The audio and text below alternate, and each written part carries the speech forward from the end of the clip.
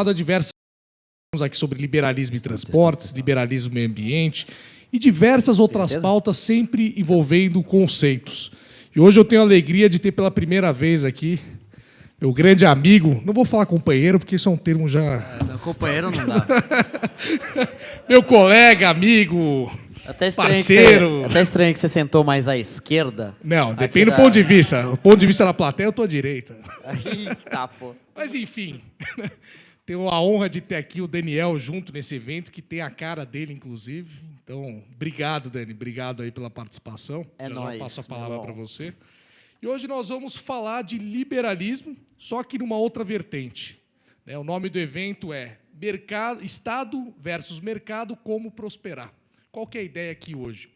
A gente sabe o quanto o Estado, infelizmente, atrapalha o desenvolvimento econômico, o mercado, com interferências desnecessárias, excesso de burocracia e uma série de outras coisas que, infelizmente, afetam o nosso dia a dia e impedem sociedades de prosperar. E a gente sabe que sociedades livres prosperam mais. Isso é evidência. Então, a ideia aqui hoje é justamente trazer duas pessoas que eu considero extremamente especializadas nas suas áreas, a Fernanda Manzano, na Espanha Manzano, aqui a gente fala Manzano, já brasileirando aqui o teu sobrenome. Na Galícia deve ser Mantano, né? Mantano, cada um. Mas, enfim, como você disse que preferia ser chamada de Fernanda Manzano, já abrasileirando o termo, eu tomei a liberdade. Queria agradecer muito a sua presença aqui. A Fernanda é economista, com mestrado em Economia Aplicada, experiência como docente e também no mercado financeiro, vai trazer esse viés aqui para nós. E ela desenvolve o projeto Economia para Investidores, demonstrando os fundamentos econômicos, como eles influenciam no investimento para que as pessoas investam mais e melhor. Tenho bastante interessante saber disso também. Tenho bastante interesse. Obrigado aí pela sua participação. E o Paulo Gama, que vive na prática, né? O Paulo, ele é analista político da XP Investimentos e ele vive na prática, né? O quanto a política, as decisões do Estado interferem no dia a dia, nos investimentos em diversas áreas do mercado, da nossa economia. O Paulo é formado em jornalismo pela USP, tem pós-graduação em comunicação pela Universidade Lyon, na França, e experiência de quase 10 anos em cobertura política nacional. Atuou como repórter da Folha de São Paulo entre 2009 e 2017 e foi um dos responsáveis pela coluna Painel entre 2014 e 2017. Quero agradecer, Fernanda, Paulo, muito obrigado por nos honrar aqui com esse evento. Sei que vocês vão acrescentar muito e, sem mais palavras aqui, queria passar para o Daniel e aí a gente chama os nossos convidados aqui. Vou deixar com você a missão aí de convocar os nossos convidados aqui para a mesa. Não tem muito mais a falar, na verdade, né? O Melão já falou tudo aquilo que importa. Só a única coisa que me veio na cabeça, né, são alguns projetos, né, que a gente vê diariamente aqui, né, Melão? Que meio sem pé nem cabeça e que mostram um pouco da dificuldade que a gente tem em dialogar e dentro do meio político entender como a economia funciona e como impactar ela da melhor maneira possível, né? Então, por exemplo, teve um projeto que a gente recebeu aqui na Assembleia que obrigava cada caixa eletrônico ter um segurança. Então, isso Armado. E praticamente, obviamente, o que vai acontecer? Vai inviabilizar a operação de vários bancos em vários lugares, sobretudo nas periferias. Isso foi uma das principais críticas ao projeto. E aí, qual que é a ideia seguinte? É criar um outro projeto, obrigando a ter caixas eletrônicos nas periferias. Então, a gente resolve o problema. Solução de Estado maravilhosa. É esse tipo de coisa que a gente vê todos os dias. Então, quando o pessoal pergunta como é que está na Assembleia, como é que está o trabalho, a gente fala assim, poxa, eu estou desarmando uma bomba por dia. E é mais ou menos essa sensação que a gente tem quando a gente tem que lidar com esse tema. Então, super legal ter aqui a Fernanda e o Paulo para falar um pouco desse tema para a gente. Eu vou chamar aqui os dois, então, sem mais delongas. Uma salva de palmas para eles, pessoal.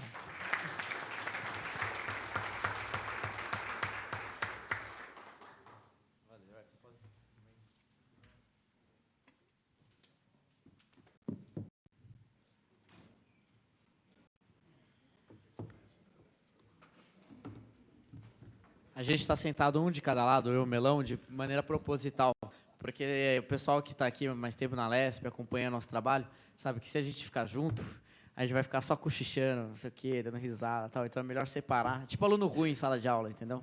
Melhor separar para Aqui o coisa andar. Conselho de Ética está ativo, né? A gente tem que tomar cuidado.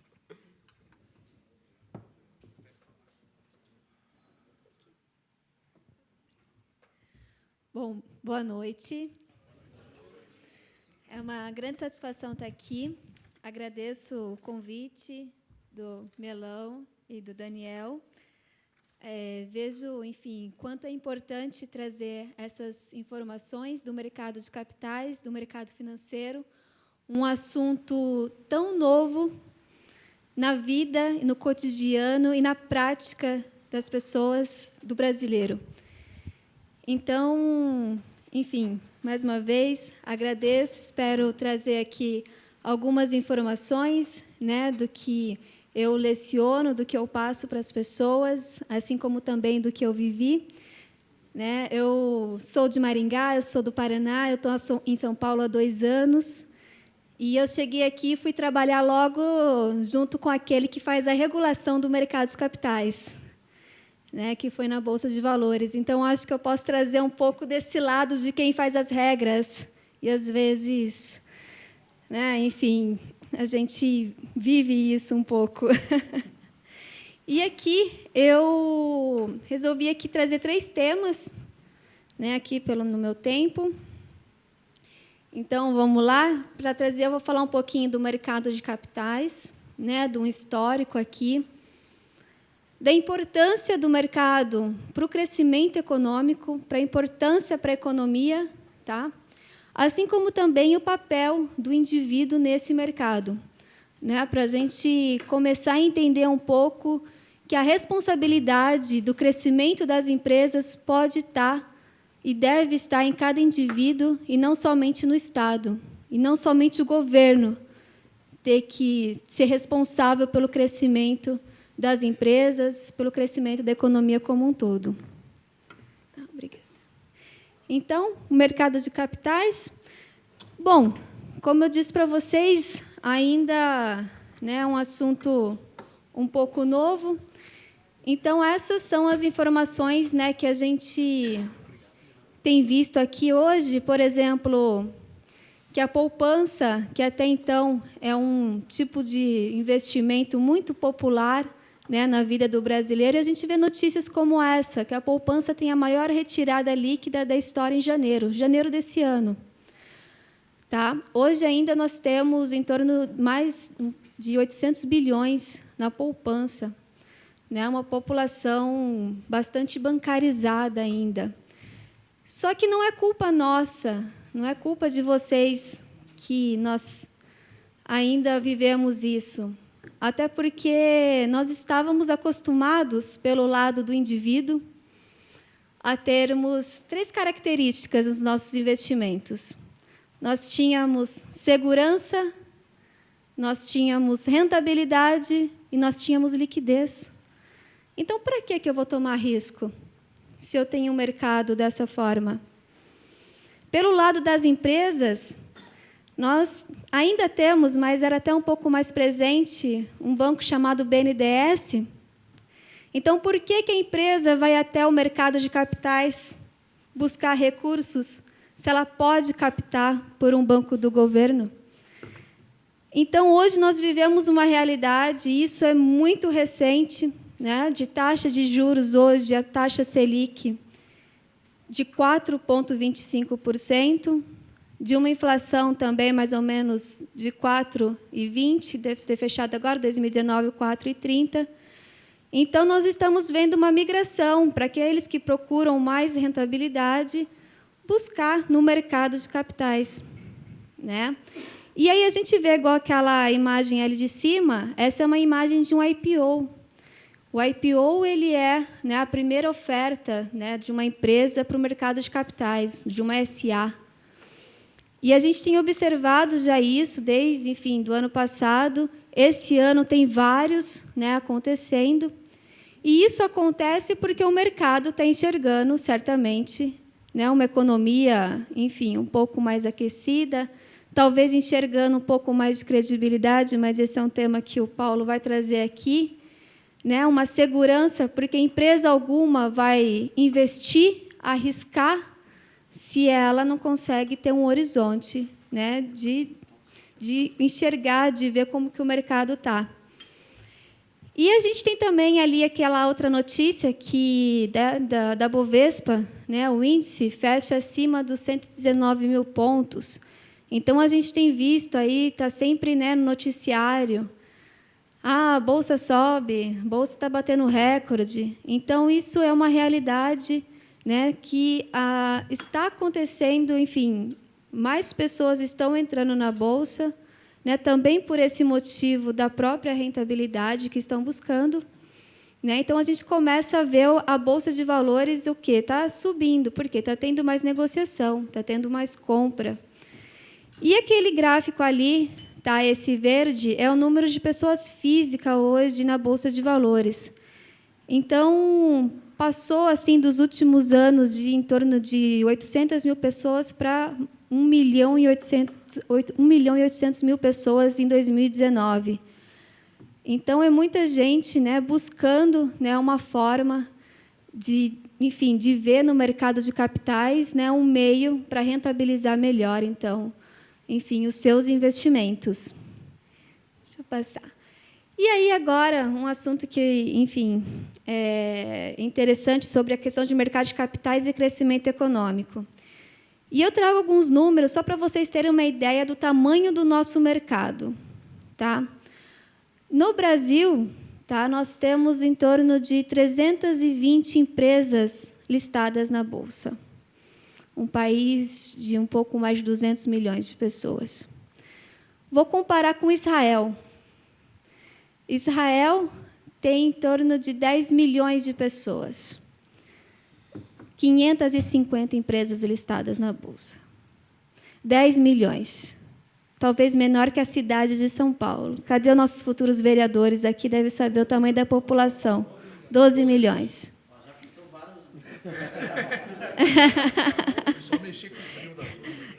Né? Os vereadores aqui certamente já têm ideia, né, Rafael? Já sabe aqui. Então, a gente começa a ver essas comparações. Nos Estados Unidos, nós temos, enfim, 50% da população que investe na Bolsa. E aqui, nós estamos ainda com, enfim, em torno de 1% da população ativa que está no mercado de capitais. E o porquê que o mercado de capitais ele é importante para o crescimento econômico? Né? As empresas, elas buscam se financiar. Elas buscam investimentos. E elas podem buscar esse investimento no banco, que é no mercado de crédito, ou ela pode buscar, então, no mercado de capitais. E é no mercado de capitais que ela busca, com cada um de vocês, que ela fala assim, eu te dou uma parte da minha empresa e vou tentar, enfim, te dar alguns rendimentos com isso, com a valorização, com os dividendos, com juros sobre capital próprio. É o indivíduo, né, tornando um protagonista desse mercado. Então, em países desenvolvidos, nós temos, enfim, uma participação muito grande da população, tá, no mercado. Né? E não vem do mercado somente o mercado de capitais para, enfim, como um cassino, um jogo, mas vendo ele como longo prazo mesmo, né? E aí, voltando então para aquela comparação, né? Hoje o Brasil então com 320 empresas listadas, sendo que se a gente pegar, enfim, 250 empresas que estão listadas, a gente pode considerar que elas são praticamente investíveis, porque não tem tanta liquidez no mercado. Né? Quando se fala em liquidez, uma empresa que tem liquidez ou não, é aquela facilidade que a gente tem de vender algo ou comprar. Certo? Só um exemplo que eu aprendi cedo que era liquidez. Eu lembro quando eu era jovem, criança, e o meu pai, ele, enfim, comerciante, e ele foi comprar um carro, e ele queria comprar o carro da Volkswagen. Eu falei para ele assim, mas por que, pai, tem que ser um carro da Volkswagen? Aí ele falou assim, porque tem mercado. porque é fácil depois de vender e eu não vou perder tanta, não vai ser tão desvalorizado. Eu falei assim, olha só, né? Então nós temos um mercado hoje, a nossa realidade ainda é um mercado muito pequeno, tá? É um mercado ainda que, enfim, por pessoas físicas, pela população do nosso país, ainda não há tantas pessoas, né, que acreditam nesse mercado, tá? E as empresas, por parte delas, né, elas têm, enfim, hoje tem toda essa questão também da regulação do nosso país. Quem faz essa regulação, as normas, a fiscalização, é uma autarquia chamada CVM, que é a Comissão de Valores Mobiliários. E ela tem até um papel até muito forte de proteger o investidor pequeno, né? E, mesmo assim, a gente ainda está no início, né, de todo esse mercado, do que está acontecendo, e a gente está crescendo. Então, assim, um mercado desenvolvido, um mercado que tem grandes empresas, muitas empresas, e que a população participa, tem, sim, um incentivo, sim, na economia de crescimento econômico. Tá? Grandes empresas, grandes projetos que a gente ouve, né, que foram para frente, por exemplo, no mercado de capitais americano, porque a empresa foi buscar esses recursos na Bolsa, foi buscar esses recursos no mercado de capitais. Tá? Então, enfim, eu acho que a gente ainda está no início, nós estamos crescendo, e eu acredito muito que, né, o brasileiro está começando agora, e eu vejo, enfim, um crescimento muito grande. E aí, aqui é o indivíduo como protagonista mesmo, né? A gente tem, esse daqui é o gráfico, né, da quantidade de pessoas na Bolsa. Então, essa última coluna é do ano de 2019. Tá? Olha só o salto. Olha. Da Betina. Foi depois da propaganda da Betina? Pois é. Para vocês verem como o mercado financeiro é agressivo. A né? Betina só vende relatório, Melão. Ali não tem skin in the game. Ela incentivou as pessoas a entrar na Bolsa. Pode ser, pode ser. O pessoal da XP tem feito um verdade. trabalho incrível nisso também. Depois não é puxar saco, mas é real. Assim, a gente vê que... Porque na minha época... Né, desculpa, estou falando demais. Pode falar. Não, eu invisto não, é que eu trabalhei no mercado financeiro. Eu fui um Faria Limer um dia, né? Agora eu sou deputado. Mas na minha época... era muito difícil ter acesso ao mercado financeiro de qualidade. Ou seja, a fundos de investimento com bons analistas que pesquisam com profundidade as empresas e por aí vai. O que a maior parte das pessoas tinham era o quê? Era o gerente da agência bancária, que te colocava lá um monte de fundo de não sei o quê, um monte de porcaria, no final de contas. Né? E hoje eu vejo que, enquanto que na minha época, fundos de investimento como que eu trabalhei, o aporte mínimo era, sei lá, 2 milhões de reais, hoje o aporte mínimo é 5 mil reais. Então, assim, mudou dramaticamente a quantidade de acesso das pessoas de classe média, enfim, pessoas comuns, a investirem em fundos de altíssima qualidade. Nossa, isso é um fato, muito bem lembrado. Realmente, né, quando falam, brasileiro não sabe investir e tal, até poucos anos atrás, para entrar em certos investimentos, era no mínimo 500 mil reais. Então, e é interessante ver, né, que, enfim, independente, né, então, não somente, né, sair um pouco desse mundo bancarizado né, a gente vê outras empresas crescendo e a gente vê esses resultados. Então, muita gente, sim, indo, e eu tenho certeza que todo esse, né, com Betinas da vida, entre outros, se ela não foi para a empresa a qual ela representa, mas ela instigou a curiosidade. As pessoas foram procurar saber o que está acontecendo, certamente. Isso, né? Isso é positivo, né? Com certeza. Acho que independente e outra, né? Quando a gente fala que é o nosso dinheiro, é importante sim buscar conhecimento, buscar educação. Quando algumas pessoas falam para mim assim, porque bolsa é cassino, etc., eu falo assim, tá, para quem que você perguntou? Aí ela, eu perguntei para o meu amigo que faz trade, faz day trade. Eu falei, tá. E ele já investiu em ações, enfim, em fundos imobiliários, alguma coisa assim? Não, ele foi direto para o day trade. Eu falo, puxa, ele foi para o mercado mais difícil, mais complexo, e aí ele perdeu e fala que a bolsa é cassino, né? Então, assim, a educação ela é importante, né? O que vai separar você muitas vezes, eu tenho medo de investir. O que vai separar você, né, de ter esse medo é a educação, é você buscar conhecimento. E, sinceramente, o que eu quero deixar isso bem claro, você não precisa ser economista, você não precisa ser, enfim, ter um MBA em finanças para investir no mercado financeiro, pode ter certeza disso. Tá? Então, são, enfim, os jornalistas, médicos, engenheiros, deputados, que podem estar no mercado, sim, e contribuindo de forma positiva, né, para o crescimento desse mercado. Então, bom, a minha parte é mais ou menos isso, daí a gente deixa um pouco mais para as perguntas, né, e se eu for aqui também lembrando alguma coisa, eu vou trazendo.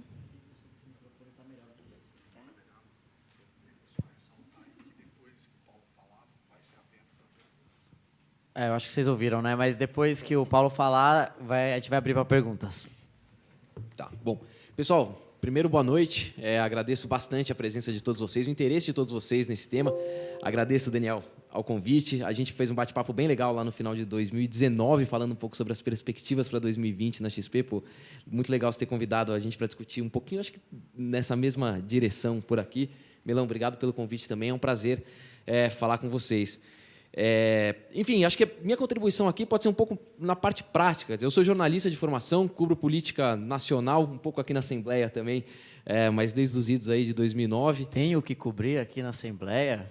Para o mercado tem, ou terá, pelo menos, privatização da Sabesp. Não sei se passa, eu vou perguntar para vocês dois aí. Previdência. Concessão de rodovia, outro tema que interessa bastante aos mercados, que a gente tem de se debruçar também. Vez ou outra surge algum tipo de projeto aí mirabolante com, enfim, questão tributária, é uma questão que pega bastante também alguns setores que estão representados na Bolsa. Tem bastante coisa para a gente olhar aqui em São Paulo, sim. Não é só Brasília.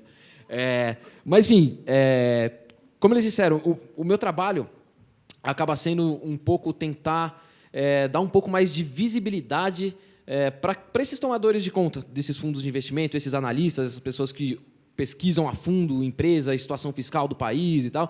A gente tem muita dependência da política em tudo isso, né? O Brasil é um país complexo, se convencionou falar, né, que no Brasil até o passado é incerto, quanto mais o futuro, né? Então, o nosso trabalho lá na XP é tentar trazer um pouquinho de informação, de previsibilidade, acho que talvez seja a palavra-chave, para esses tomadores de decisão do mercado financeiro, para conseguir olhar para o futuro, para daqui 5, 10 anos, e, enfim, ver se as coisas têm algum tipo de direção correta que você consegue olhar. É difícil, né? Olhar uma semana, 3 semanas, 5 semanas, vai dizer para tentar, enfim, estabelecer preço, valor para uma empresa que está sujeita a tanta regulação complicada, né? A tanta norma que vai e volta, esse caracol aí que a gente tem.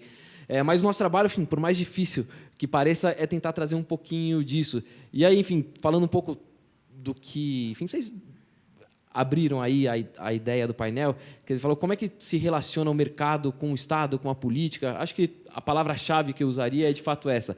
É previsibilidade, é você, enfim, conseguir olhar para o investimento agora, sabendo quais são as normas que vão reger esse investimento para os próximos 5, 10 anos, saber que você não vai ter quebra de contrato, saber que você não vai ter mudança na regra do jogo, com o jogo em andamento. Acho que toda a preocupação, assim, se eu fosse dizer uma preocupação abstrata, digamos, não abstrata, é bastante concreta, mas uma preocupação geral de tudo, enfim, que eu olho em Brasília e aqui em São Paulo para repassar para esses tomadores de decisão, é uma preocupação com previsibilidade, é conseguir dar o máximo de visibilidade possível para o que está acontecendo hoje, em termos de regulação, em termos de formação normativa e tudo. É tentar traçar um caminho daqui, sei lá, para 10, 20 anos, em que a gente consiga olhar e saber que as coisas estão indo numa direção pré-acordada. E, enfim, talvez por isso que acho que de vez em quando surge uma questão de como é que o mercado se posiciona e tal. Acho que é por isso que a gente gosta tanto também de falar de estabilidade e democracia. Quer dizer, nada mais estável do que você ter freios, contrapesos, relação harmônica entre os poderes. Acho que é por isso que a gente preza tanto também os valores democráticos. Quer dizer, você não ter uma pessoa só mandando e todo o resto obedecendo, você ter o Congresso, de repente, fazendo um contrapeso ao Executivo, o Judiciário, enfim. As decisões do judiciário, às vezes, são complexas também de compreender, mas um judiciário que sirva como esses pesos e contrapesos, para que a gente tenha, enfim, regras do jogo claras, começo, meio e fim. Acho que é um pouco essa linha do que a gente tenta olhar para lá. Enfim, meu trabalho acaba sendo, como eu disse, de conversar bastante em Brasília e tentar levar um pouco do que a gente escuta por lá para esses economistas, gestores e analistas. E aí, resumindo, acho que 2019... foi um ano em que 95% da preocupação do setor se dava em torno de questão fiscal. Quer dizer, a gente olhava a trajetória da dívida que a gente tinha lá, enfim, 2014, 2015, 2016. O Brasil é um país que gasta muito, gasta mal, que não avalia as políticas públicas que tem, que não avalia os benefícios tributários que concede. Todo setor tem lá a sua molezinha, o seu dinheirinho para chamar de seu, sem que a gente saiba se esse dinheiro está sendo bem empregado ou não, sem que a gente saiba se esse dinheiro específico está servindo para desenvolver o setor ou não, sem que a gente saiba se esse dinheiro específico está servindo para gerar mais emprego do que geraria sem esse incentivo específico. Quer dizer, a gente gasta sem se preocupar muito com o quê. E aí, enfim, acho que a preocupação do mercado todo era olhar para essa trajetória de gasto e pensar onde é que isso vai levar. E a gente estava andando numa direção muito clara, que era a direção do muro, faltava saber quando é que a gente ia se chocar. Então, a gente teve uma inversão, né, da política econômica, enfim, no final ainda do mandato anterior, depois do impeachment. E aí, em 2019, o mercado foi olhar muito para saber se essa direção apontada se manteria ou não e se a gente teria êxito nesse caminho que estava sendo buscado. Então, acho que 95% das perguntas que eu respondi em 2019 eram para saber se a reforma da Previdência passaria ou não, de que tamanho, em que circunstância, enfim. Acho que vocês estão cansados de saber, a Fernanda pode falar também sobre isso, mas o principal gasto que a gente tem hoje no país é gasto previdenciário. A gente estava numa trajetória de crescimento de gasto que inviabilizaria a nossa situação fiscal dali para frente. Então, acho que, de novo, 95% da expectativa de mercado se concentrava em saber se a reforma da Previdência avançaria ou não, se a gente teria algum respiro à frente ou não teria. Tivemos, quer dizer, a reforma da Previdência foi aprovada, eu lembro. Enfim, a gente leva muita informação ao mercado também, mas a gente gosta bastante de consultar o mercado para saber o que é que o mercado está pensando também sobre as situações. Eu lembro, desde o início do ano, a gente questionava qual o tamanho de uma reforma da Previdência esperada pelo mercado, e a mediana aí das expectativas apontava para perto de 700 bilhões de reais economizados em 10 anos. A gente conseguiu lá 850 bilhões. Se for pegar a conta que o Rogério Marinho, secretário da Previdência, faz, ele chega no trilhão que o Paulo Guedes tinha estimado, porque soma lá INSS, soma, enfim, a política lá de revisão dos benefícios, combate às fraudes, que teve aquela medida provisória importante também, chegou num trilhão, enfim, dentro... A conta de chegada deu essa. Para o discurso foi bom, né? Para o discurso foi positivo. E acho que, enfim, superou-se aí em 2019 essa questão razoavelmente binária que a gente tinha de ver se a reforma da Previdência sairia ou não. Se não tivesse saído, se a gente tivesse tido uma reforma muito tímida, talvez a situação, enfim, e a projeção e as expectativas futuras trazidas a valor presente nos colocasse numa situação muito pior hoje. Vencida essa etapa, acho que 2020 tem sido um ano em que ainda resta alguma preocupação fiscal. A gente tem duas regras importantes, uma delas a regra do teto, que foi aprovada ainda na gestão Temer, que está em vigor, que acho que é o que segura um pouco das expectativas de mercado, mas que ela está a ponto de ser estourada. Quer dizer, a gente tem, enfim, a regra do teto proíbe que você corrija as despesas além da inflação, que você tenha despesas do ano anterior além da correção pela inflação, enfim, o que nos leva, enfim, com esse limite, as nossas despesas discricionárias e obrigatórias, as nossas despesas obrigatórias principalmente não param de crescer, a gente está chegando num limite em que as despesas obrigatórias estão batendo no teto. E aí a discussão que a gente vai ter esse ano e o ano que vem, provavelmente, do quanto é que sobra aí para você gastar, enfim, investimento em todas as outras áreas. Tem uma parte dessa despesa discricionária que nos sobra, que, enfim, é discricionária, mas nem tanto, porque é uma parte de custeio, enfim, de instalações federais, de, enfim, conta de luz, enfim, que você pode dizer, é discricionária, mas, enfim, país vai estar a ponto de cortar a luz de instalações federais, enfim, meio-dia? Talvez esteja, talvez seja essa uma solução de fato para enfrentar esse problema. Mas a gente vai ter esse problema que vai bater a porta, que está batendo a porta e que vai continuar batendo a porta agora em 2021. Então, um dos grandes temas que a gente discute, que a gente escuta de pergunta e que a gente tenta levar algum tipo de horizonte de discussão é sobre a PEC, uma das PECs que o Paulo Guedes enviou ao Senado e que tem uma PEC semelhante na Câmara dos Deputados, que é a 438, que no Senado recebeu o nome de PEC emergencial, que basicamente ela antecipa alguns gatilhos para que você consiga entrar na regra do teto com esses gatilhos já acionados. Porque hoje ninguém sabe exatamente como é que você quebra a regra do teto. Quer dizer, você manda um orçamento já estourado e aí quem mandou o orçamento responde por ter quebrado a regra. É o gestor que assinar a despesa mais um que vai responder pelo estouro do teto. Assim, a regra tem seus pontos positivos, mas faltou abordar esses pontos. Então, tem essas duas PECs que estão tramitando, uma no Senado, outra na Câmara, que tratam justamente desse momento de como estourar o teto, e aí você aciona gatilhos. Você tem entre os gatilhos, por exemplo, a redução da jornada com redução de salário de servidores, impedimento de promoção automática dentro das carreiras, quer dizer, são medidas que, a priori, você vai ver como impopulares, mas, enfim, que acho que pelo menos chama a atenção para que algum tipo de conflito distributivo do orçamento vai ter de ser resolvido. O orçamento é limitado, o orçamento é finito e os nossos gastos, acho que a gente tinha a impressão de que não eram, né? Mas a gente está vendo de que são sim e de que a classe política, o Congresso e o governo vão ter de tomar alguma decisão para ver como endereçar esse problema. Isso é uma coisa que está na conta do mercado e que o mercado está olhando um pouco, tentar entender como é que, enfim, vai se dar essa quebra. E aí você tem uma segunda agenda, parece que é uma agenda de regulação e simplificação e melhoria de ambiente de negócios, que é uma outra agenda que o mercado olha bastante. E aí, dentre todas essas medidas, acho que o que o mercado mais tem olhado, por enquanto, é a reforma tributária. Enfim, acho que menos... Assim, acho que tem um combinado aí na reforma tributária que todo mundo discute, é que ela vai ser neutra em termos, né, de mudança de arrecadação, a gente não vai ter nem aumento de carga, nem redução de carga. A questão é mais simplificar e facilitar a vida de quem quer empreender, de quem precisa pagar imposto para fazer com que seu negócio sobreviva. Então, acho que essa é uma segunda medida, eu diria, que o mercado tem olhado bastante.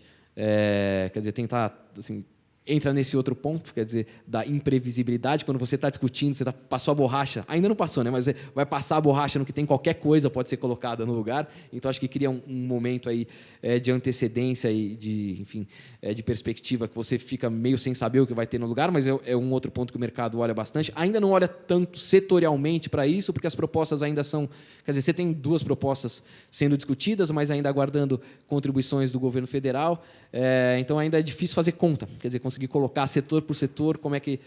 tudo bem, a gente tem aquela ideia de que o setor de serviços vai ser mais impactado pelo IVA, porque, enfim, hoje tem uma carga proporcionalmente menor, mas o setor específico, setor da saúde, setor da educação, setor da siderurgia, como é que cada um desses setores vai ser impactado, acho que todo mundo espera um pouquinho você ter essa proposta preto no branco para conseguir discutir um pouco, mas eu diria que é um outro tema, enfim, que o mercado se debruça bastante hoje para tentar projetar aí, fazer o valuation das empresas a partir disso. Questões setoriais específicas, a gente tem a própria questão do saneamento básico, enfim, tem um marco regulatório sendo discutido agora no Senado, que impacta bastante, acho que vocês vão discutir bastante esse tema aqui a partir da aprovação dele no Senado, e talvez na Câmara de novo, se houver mudança, mas que vai vir aqui para São Paulo, e acho que cada estado, a partir disso, vai fazer sua própria discussão, né? Enfim, mas acho que, de maneira geral, acho que talvez a nossa interação seja até mais proveitosa, mas a palavra inicial que eu queria deixar é essa. Acho que a relação principal mercado, enfim, da parte prática, tá? Acho que tem toda uma discussão acadêmica que acho que gente que se debruça sobre isso teria mais condição de abordar do que eu, mas a parte prática, assim, do dia a dia, do que esses fundos de investimento, do que essas gestoras de recurso olham, eu diria que o pano de fundo de toda a proposta que eles olham com atenção é falar de previsibilidade, é conseguir olhar para o jogo, sabendo quais são as regras que estão aplicadas, porque daí você consegue saber, quer dizer, se um ativo está caro ou está barato, porque você sabe que não vai ter mudança de regra no meio. Você consegue olhar pelo quadro normativo de hoje e ver, enfim, dentro disso, se está bom ou se está ruim. O problema é quando você tem muitas mudanças, decisões extemporâneas, decisões que você não imaginava no meio do caminho, que mudam o valor, que mudam o preço que você tinha atribuído para uma coisa por uma interferência externa. Então, acho que, de uma maneira geral, assim, simples, acho que o mercado, quando ele olha para o Estado, quando ele olha para o governo, quando ele olha para a política, ele quer ver previsibilidade. Ele quer conseguir olhar para frente e saber que você, enfim, vai ter alternância de poder, vai ter mudança de norma, mas não vai ter interferência na regra do jogo de uma hora para outra. Acho que é um pouco nessa linha e acho que, enfim, nossa conversa pode ser mais produtiva. Obrigado, gente.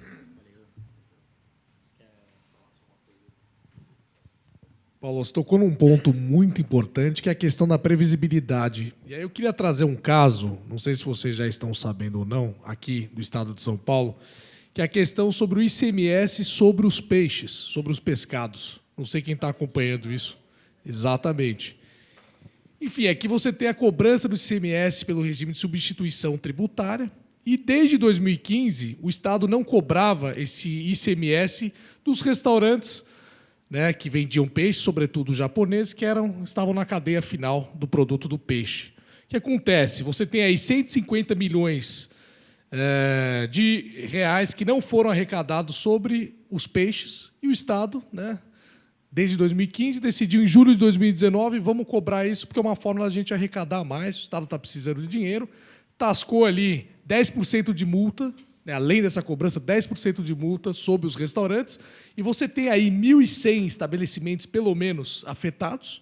Inclusive, tem restaurante aí que tem aí a pagar mais de R$1 milhão. Ou seja, isso é um exemplo claro, né? O Estado deixou de fazer uma cobrança, há 4 anos, de repente, um dia bate na tua porta e fala, você está devendo R$1 milhão.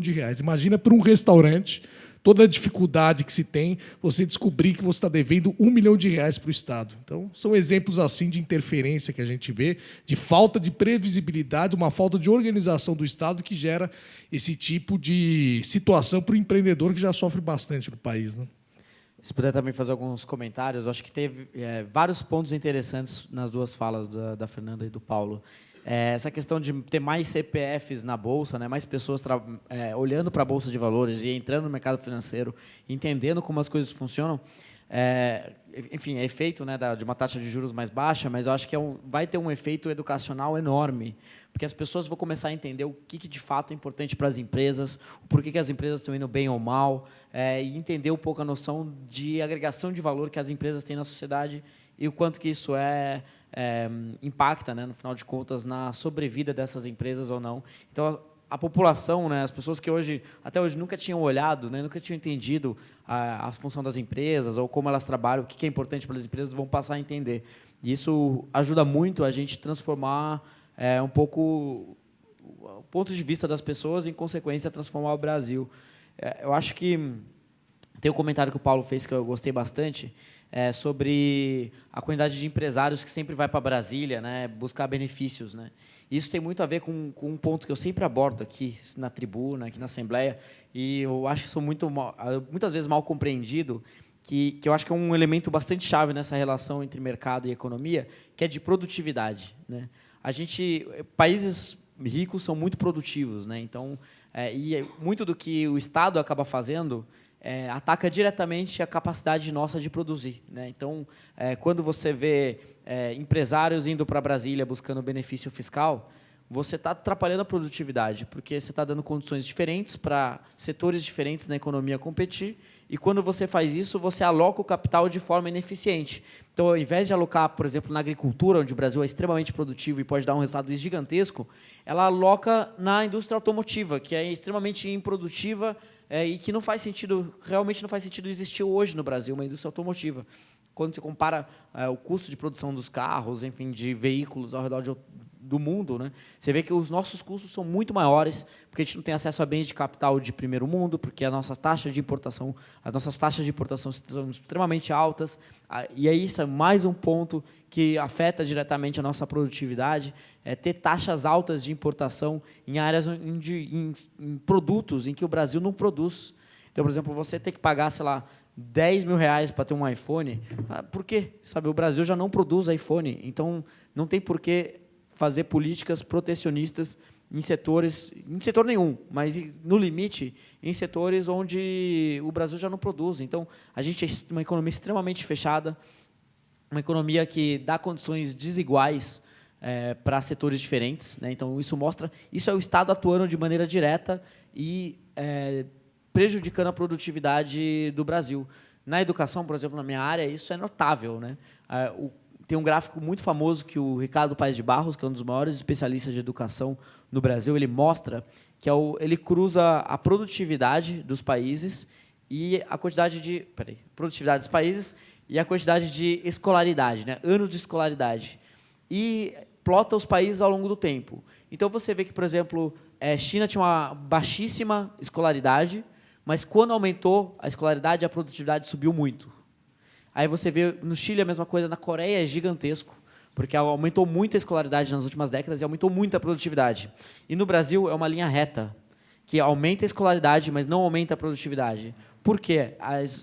Hoje os brasileiros têm mais acesso à educação, mas é uma educação que não produz, né, entre aspas, pessoas mais bem capacitadas para trabalhar no mercado de trabalho. Você termina o ensino médio numa escola pública e você não sabe matemática básica. Então, que tipo de profissional vai ser esse cara que não consegue fazer as 4 operações básicas, né? E quanto ele vai produzir? Não à toa, a gente chega lá no final das contas e vê que o que um americano produz em um dia é o que a gente produz em uma semana de trabalho. Então, por quê? Porque tem uma série de fatores que jogam contra a nossa produtividade. Seja ele a educação, seja ele o incentivo à má alocação de capital, seja ele o excesso de regulação, benefícios fiscais, enfim, uma série de coisas que acabam atrapalhando a realidade de quem quer produzir. Então, isso mostra um pouco assim, do quanto que a gente tem que avançar e o quanto que a gente, aqui no nosso lado, aqui, né, e aí incorporando um pouco do lado da política, né, a gente tem que fazer um meia-culpa, né, porque muitos das pessoas, das lideranças políticas, entendem muito pouco de como a economia funciona. Uma coisa que eu dou graças a Deus foi de ter trabalhado no mercado financeiro, seja no sell side como no buy side, né, no lado das gestoras, no lado dos bancos de investimento. O quanto que isso fez a diferença para mim, o quanto que me fez entender bem melhor como que as empresas funcionam, o que para elas é importante e, apesar de ter boa vontade, evitar fazer erros, né? Porque o que mais existe são pessoas com boa vontade fazendo erros terríveis. Então, por exemplo, o deputado que propôs, né, que eu falei no início, me empolguei aqui, mas o deputado que propôs ter um segurança armado em cada caixa eletrônico, eu não duvido que ele tenha boa vontade, né, em querer evitar casos de roubo a bancos, né? E o outro deputado que teve a ideia de obrigar ter caixas eletrônicos nas periferias, que provavelmente não teriam se tiver um segurança, provavelmente teve boa vontade em fazer com que as pessoas pobres tenham acesso à caixa eletrônica e consigam sacar dinheiro. Então, boa vontade está cheia. A questão é, você sabe ou não resolver os problemas? E saber resolver os problemas depende de como você entende o problema e de quais são as causas raízes desses problemas. E muitos de nós, deputados, né, tanto aqui em São Paulo, quanto em diversos outros estados do Brasil e no Congresso Nacional, não entendem aspectos muito básicos de como a economia funciona e daquilo que a gente está discutindo aqui. Por isso que é muito importante trazer isso aqui também. É isso aí. Perfeito. Me empolguei. Acho que agora dá para abrir Tem para uma a palestra pergunta, também. né? Não. Vamos abrir. Posso fazer Claro. Lembrei agora, enfim, o que eu falei, a gente vai lembrando aos poucos, né?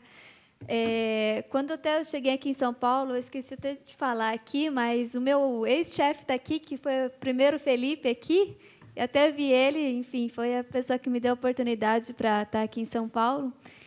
E, né, trabalhando mesmo como economista, setorial, isso foi muito importante. E aí depois, na Bolsa, e aí vocês falando de agência reguladora, é legal que a gente já passou das 20 horas, então está na hora de, enfim, né, falar mal desse pessoal. Vamos falar, né, que às vezes mais atrapalha do que ajuda. Sabe uma coisa que eu percebo?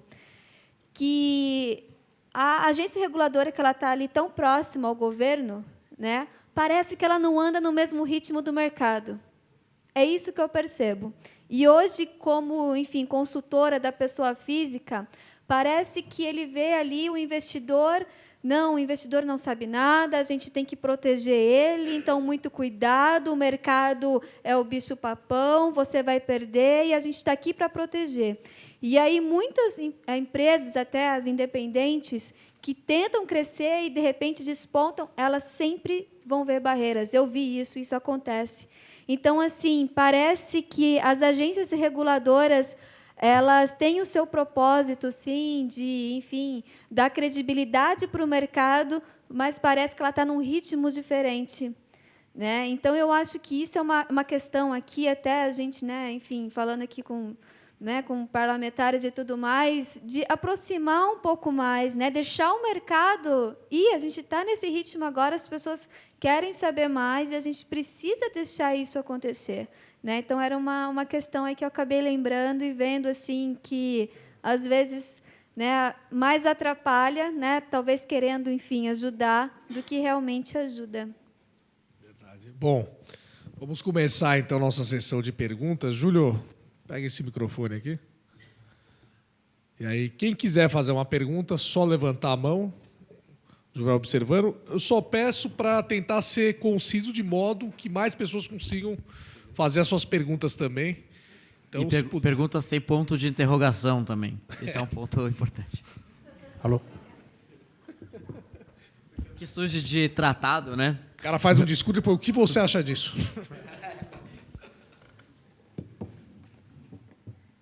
Boa noite, deputado Ricardo Melão, Daniel José. Eu queria fazer uma pergunta para o Paulo. Quando você faz a relação entre Estado e mercado, e você, pela sua fala, deu para ver um pouquinho sobre, basicamente, discutir insegurança jurídica e tributária e a dependência do governo em cima das ações, né? Isso. E aí a gente acompanha, se fosse uma empresa e se você tem despesas muito maiores do que a sua receita, você faz uma gestão para tentar cortar os gastos. Quando você falou dos tetos, você falou os gatilhos, não sei exatamente como funciona, né? Deve ser alguma coisa em longo prazo, mas aí a gente vê as questões onde salários de funcionários são superiores a um teto estipulado. Será que não é uma coisa simples? Será que uma reforma administrativa não faria um ajuste para que a gente tivesse uma gestão pública onde as contas pudessem ser melhor gerenciadas? É mais ou menos nessa linha que eu penso que talvez seja uma das formas de solução. Perfeito, Júlio. Assim, quando a gente via lá a trajetória do crescimento da dívida, o primeiro gasto que mais crescia era o gasto previdenciário. E aí, enfim, atacou-se o gasto previdenciário. O segundo é o gasto com funcionalismo público. Por questão política, o governo decidiu dividir, né? O governo federal decidiu dividir as duas maneiras como ele ia abordar isso. Então, em tese, essa reforma administrativa que está para ser apresentada desde o ano passado, o calendário na política é feito para não ser cumprido, né? Mas, enfim, ele está sendo empurrado. Hoje, o Bolsonaro falou que amanhã talvez ele receba a proposta da equipe da secretaria do Paulo Ebel, enfim, que eles vão discutir lá os pormenores, mas optou-se por fazer uma reforma administrativa com esse nome que vai tratar dos futuros servidores públicos e não dos servidores atuais. E aí, enfim, até um dos elementos que faz com que o mercado olhe menos para essa reforma administrativa é isso, porque, enfim, o mercado olha no longo prazo, mas tem algumas questões, como você mencionou bem agora, mais urgentes aqui. Então, vai olhar, vai colocar no preço, vai colocar na estabilidade, na solvência do Estado, essa reforma administrativa para daqui 10, 20, 30 anos, mas está olhando para o imediato. E aí, nessa PEC emergencial, é que vem algum tipo de medida, enfim, como a gente está assim, com a água no pescoço, você aciona esses gatilhos, que são justamente alguns mecanismos emergenciais para você conter o gasto público agora. Então, você tem nisso a redução de jornada com redução de salário dos servidores, enfim, a vedação, a promoção dentro da carreira. Você tomou algumas medidas, enfim, para olhar o gasto de curto prazo nisso também. Acho que, enfim, são maneiras, né? Acho que, de uma maneira geral, que eu repeti aqui, o gasto que o Brasil tem, a gente tem uma tradição de muito pouca avaliação da efetividade de política pública. É isso justamente que o INSPER tenta trabalhar tão bem, né, Daniel? Assim, olhar o que é o gasto público e ver se esse gasto público faz sentido ou não. Sem, enfim, pensando qualquer política pública que a gente tenha hoje, sem entrar no mérito dela em si, mas, quer dizer, o FIES fez sentido ou não fez sentido, esse gasto que existiu? Foi proveitoso? Quer dizer, a gente melhorou a qualidade da mão de obra, melhorou a formação do jovem ou não? Um benefício tributário para a indústria da construção civil, enfim, valeu a pena? Quer dizer, essa indústria melhorou a produtividade, não melhorou, gerou mais emprego do que geraria, não gerou. Enfim, hoje em dia, assim, cada um tem o seu. De fato, cada setor tem o seu regime especial. A reforma tributária está sendo discutida lá no Congresso. É uma romaria, de fato, de todo mundo, assim, todo mundo defendendo. Talvez, como você mencionou, o caso da busca de legislação aqui, é bem intencionado. O cara que sugeriu ter um guarda em cada caixa eletrônica não quer o mal. Assim, não é porque ele quer uma coisa ruim, é porque a maneira como ele pensou para solucionar o problema enfim, não convencional, digamos. O sujeito que está lá buscando também o seu benefício tributário é porque ele imagina que, de fato, o setor dele é muito especial. Ele precisa daquilo porque, enfim, na cabeça dele gerou tantos empregos, tal, mesmo que a gente não tenha uma avaliação se esse recurso foi, de fato, bem empregado ou não. Então, acho que, de uma maneira geral, acho que, assim... E aí eu estou reproduzindo o que eu escuto dos especialistas. Tá? Não sou economista de formação, não trabalho com avaliação de política pública de fato, mas é isso. Falta olhar todo o gasto que a gente tem e ver se esse gasto faz sentido ou não faz sentido.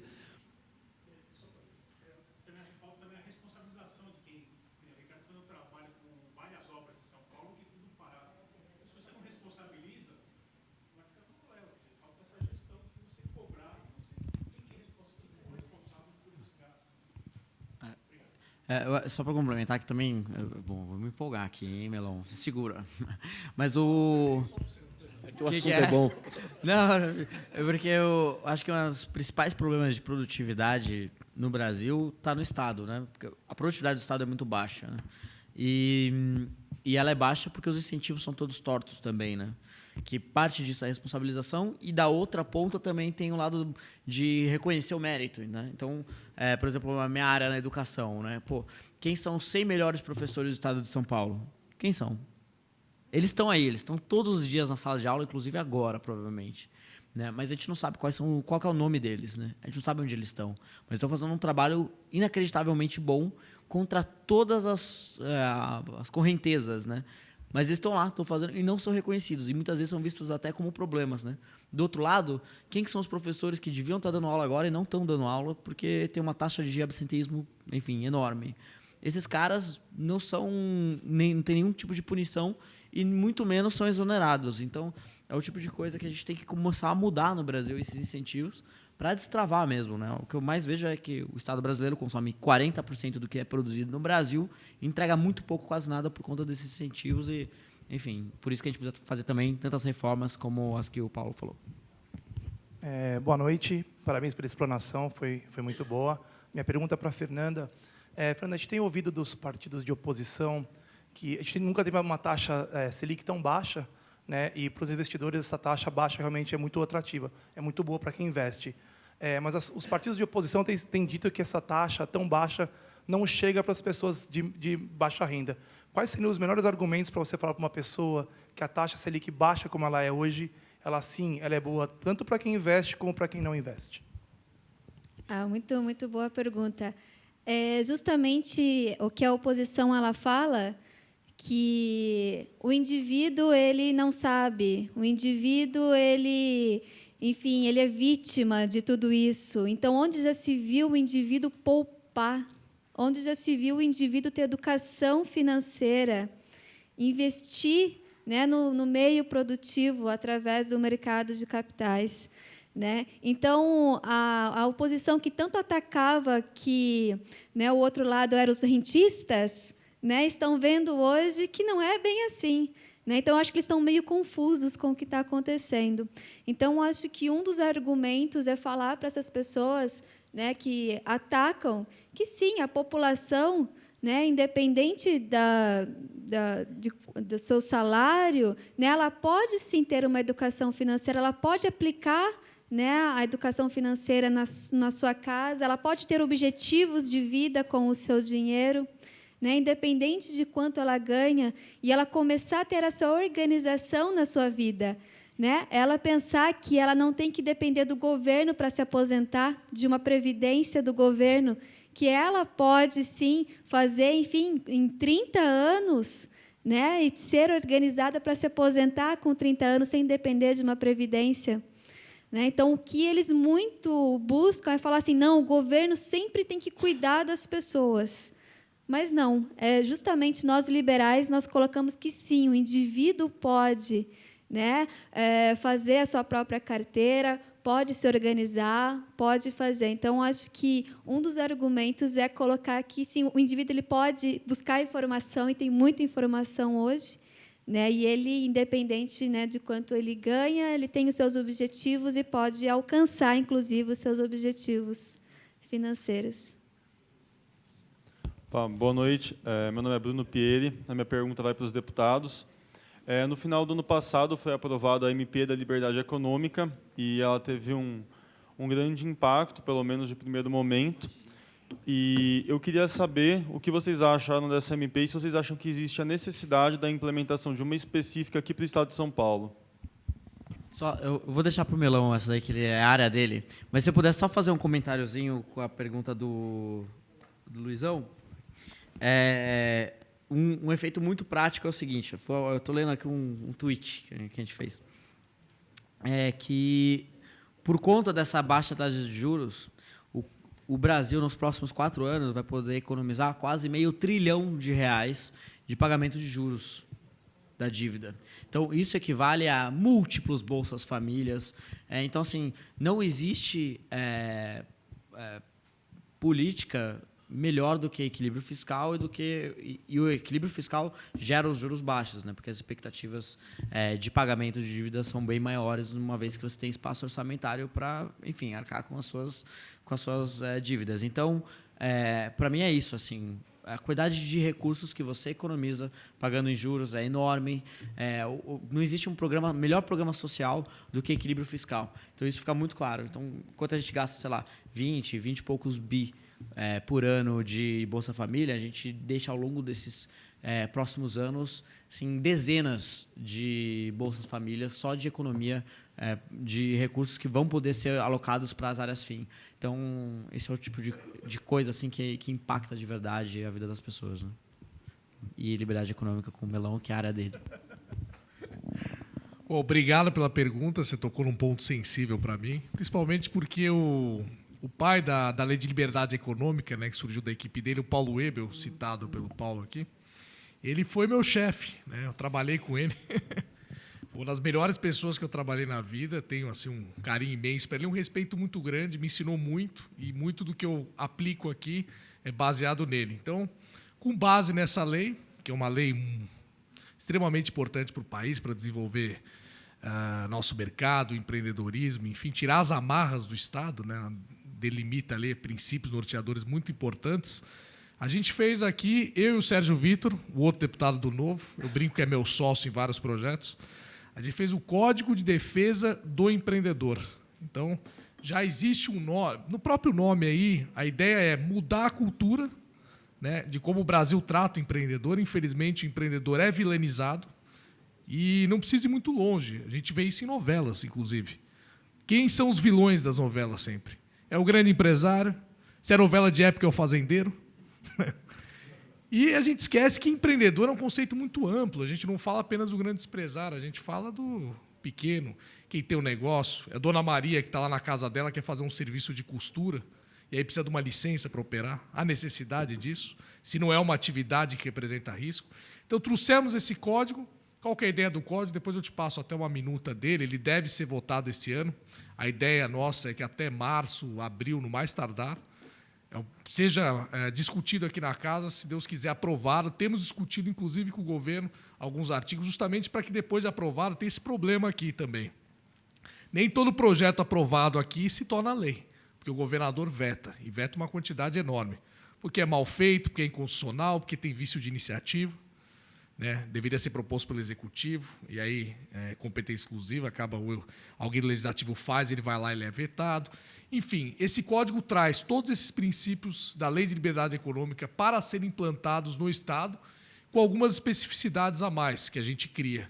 Então, uma delas é o incidente administrativo de documentação necessária, por exemplo, que é quando um fiscal, né, exige de você, do seu estabelecimento, uma documentação que não tem nada a ver com o seu negócio ou que é desnecessária.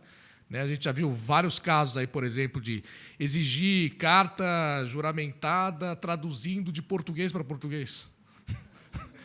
E aí você tem um instrumento para você acionar lá, em 15 dias você ter uma resposta. Né? Alguns instrumentos a mais. E para cada lei feita, para evitar o efeito, que o Daniel mencionou muito bem, de leis como a do caixa eletrônico, estudo de impacto, que infelizmente não é feito. É você fazer uma análise dos benefícios e prejuízos que cada lei que você fizer que vai interferir na atividade do mercado, fazer minimamente esse exercício. Porque talvez fazendo esse exercício, o deputado vai entender que a lei dele está causando muito mais prejuízo para a sociedade do que benefício, e talvez ele mude de ideia. Então, a gente... Teve esse exemplo aqui, a Mônica citou, que, aliás, o Daniel lembra bem desse dia, foi um dia constrangedor para a gente. Tem um deputado aqui bastante atuante, lá de Ribeirão Preto, que ele tem uma característica especial, ele é deficiente visual, e para atender o público dele, em nome da inclusão, ele criou uma lei que obrigava todos os estabelecimentos comerciais de São Paulo do ramo alimentício a ter cardápio em braille. Ele criou a lei foi para o plenário, não se foi muito discutido, ninguém quis discutir muito, ela foi à votação, votou contra. Nós do Novo, mais o Arthur Duval. Está aqui representado pelo MBL ali atrás. Bem que você falou que vinha, né, quando eu te encontrei em Jundiaí ali. Obrigado, que ia trazer os dois também. Obrigado aí pela presença. Então, votou contra. Aí começa questionamento, né? Vem lá um deputado do PT e diz: o Novo é contra cego? Né? Aí depois vem um outro e fala: não, eu entendi vocês. É que vocês têm um lado econômico, né? Nós temos o lado social. Então, eu entendi a visão de vocês, né? Você lembra? Teve um que veio com essa, e teve um outro que falou: não, vocês estão certo. Cada um defende o seu. Aqui vocês defendem os empresários. Eu defendo a população trabalhadora. E um constrangimento, que até o próprio deputado fez um discurso lá, quase que não citou diretamente a gente, mas condenando quem tinha votado contra, tal. E a gente tentou explicar a nossa lógica. Foi: olha, nada contra a inclusão, exatamente. Primeiro, quando você cria uma lei dessa, você está afetando, não é apenas o fazano, não é o rodeio ali na Faria Lima. Tem condições de fazer um cardápio em braille, tem um preço. É um cardápio caro. Você está afetando, muitas vezes, um boteco lá, um por quilo na periferia, que muda o preço do arroz, o cara tem que mudar o cardápio, né? Muda o preço do alface, do feijão, ele tem que mudar. E cada vez que ele mudar, ele vai ter que criar um outro cardápio em braille. É mais um motivo, no fim. Não se calcula, por exemplo, quantos deficientes visuais frequentam o restaurante, quantos sabem ler em braille, quantos vão desacompanhados e não podem fazer a leitura, né? Já que é uma lei visando a inclusão, obrigando isso para o estabelecimento, por que não cria uma lei, então, né, para seguir na pauta dele, dizendo que o deficiente visual que for no restaurante desacompanhado terá como direito que alguém do estabelecimento leia o cardápio para ele, sob pena de ser punido caso minta, etc. E tal. Não, se pensou sempre na solução de, não, cria cardápio em braille e obriga todos os estabelecimentos a ter. No fim, quantas existem para atender essa demanda não se calcula, né? Estou trazendo algumas reflexões que, infelizmente, não fazem. O debate acaba muito raso. Aí fica aquele constrangimento, né? Todo mundo acaba, né, condenando a gente, abraçando o deputado. Nossa, coitado, que gente maldosa. Tal. E ninguém entende a nossa lógica. Se você faz um exercício desse, né, de análise de impacto, você evita situações como essa, não só desse, como do projeto dos caixas, entre diversos outros que sempre surgem aqui. Tem vários. Tem vários. Bom, basicamente é isso. Se você quiser a minuta, manda uma mensagem lá para mim. Pede para o Júlio, manda para ele. Aí, se quiser dar um palpite, eu agradeço. Quem quiser receber também, a gente pode compartilhar. Obrigado. Obrigado a você. Boa noite.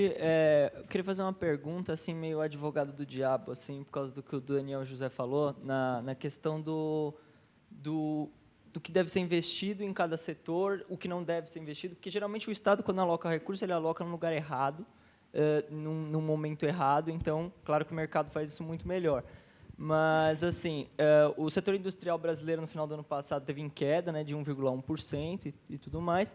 E, assim, será que, pela desburocratização, tirar seguridade fiscal e tudo mais, isso seria suficiente para transformar o Brasil num setor, com um setor industrial forte?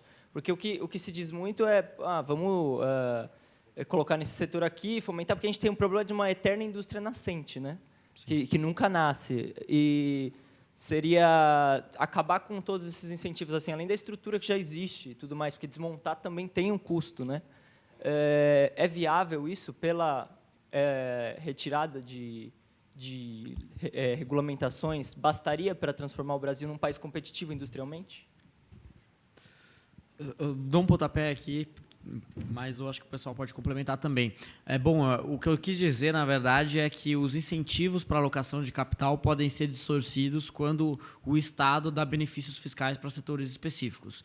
Então, por exemplo, se eu, investidor, quero investir em algum lugar, para onde eu vou investir? Eu vou investir onde é mais produtivo, onde o Brasil tem mais condições de competir diante de outros países do mundo. Por isso, até eu citei a agricultura, porque é uma das áreas onde a gente é extremamente produtivo, com tecnologia nossa e, enfim, está na fronteira, de fato, né, do conhecimento, né? Enfim, é exemplo para vários outros países do mundo. Mas, por conta de benefícios fiscais, eu acabo gerando incentivo em investir uma área em que ela é pouco competitiva a nível internacional. E a nível internacional é importante falar porque a gente está, enfim, a cadeia global de suprimentos, né? Hoje em dia, você não produz um carro só com coisas, com equipamentos do Brasil.